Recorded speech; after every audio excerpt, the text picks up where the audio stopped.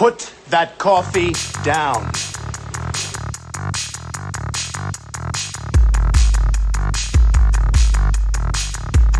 What's up, y'all? Against Caitlin Clark. So how about Clark? Oh, she is so smooth. Here's Clark. She fires and goes! She hit it! The quarterback for the Hawkeyes. But she makes it look so simple. A 40-point triple-double in the Elite Eight. Historically remarkable. What's good, y'all? Prince Sports here. Drink the coffee and make you feel better. Boom, boom. Coffee. Drink the coffee, it'll make you feel better. Got my cup right here. Caitlin Clark, man. You didn't win. You had good numbers, but you didn't win, so I had to hold you accountable for that, because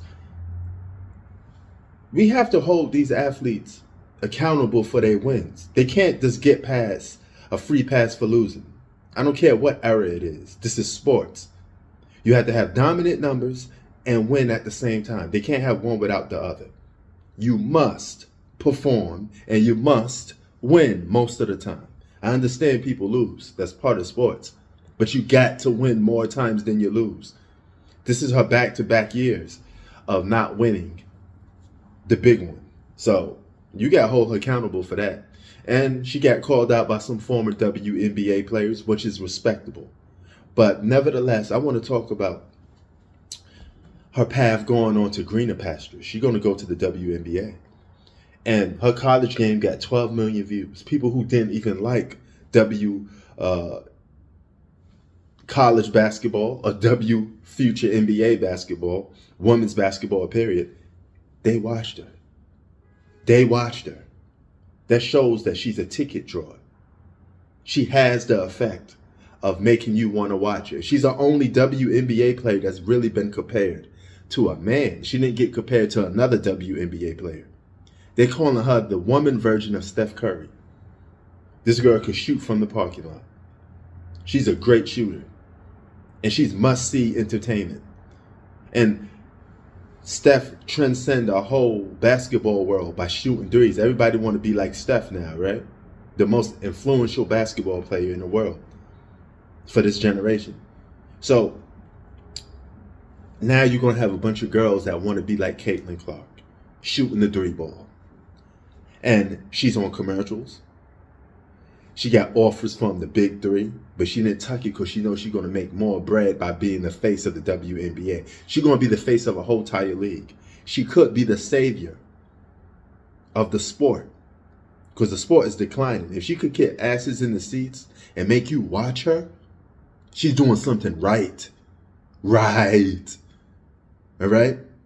These highlights of her just kicking ass and putting up big numbers is good. For shots like this, right? Terrific individual effort, staying glued to Caitlin Clark.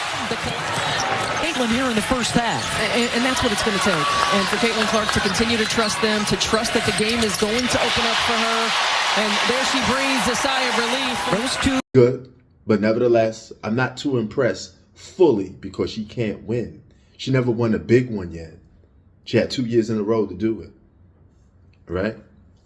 And even though she got at her nemesis, Angel Reese, who's also going to be declared for the WNBA, she can't go there just by herself, dominating the WNBA. You're going to need a counterpart. Batman needs a Joker, right? Spider-Man needs a Green Goblin. You get what I'm coming from with this? Every hero needs a villain. And since Angel Reese says she's already the villain, that makes Caitlin Clark the hero, right? She's the great poster child for white America. Make white America great again. You know, I hate to bring race into it, but she is white. And you had articles of people saying, make basketball black again. Because you got guys like Luka, the Joker, and now Caitlin Clark. Starting to dominate the sport and become the faces of the sport. And that's making some people feel a little bit edgy. It's just sad that it comes down to race, but it is what it is. You're going to always have the hood on Angel Reese's side, even though she acts like a bitch and she didn't keep it real by hood standards. People are going to go back flocking to her because she's a black woman. right? And then you're going to have the people in white America that look up to Caitlin Clark, that want to be like Caitlin Clark, right? And very little bit people of the opposite color, skin-wise, is going to be looking up to Caitlin Clark. They might look to see her fail because she has the Larry Bird effect, the all-American white girl. And it's a shame that we let race get into sports, but it does play a role in sports, especially in America. But nevertheless, the table is set. Magic versus Bird, right? Angel Reese got to hold her part. She better be a dominant all-star in the WNBA.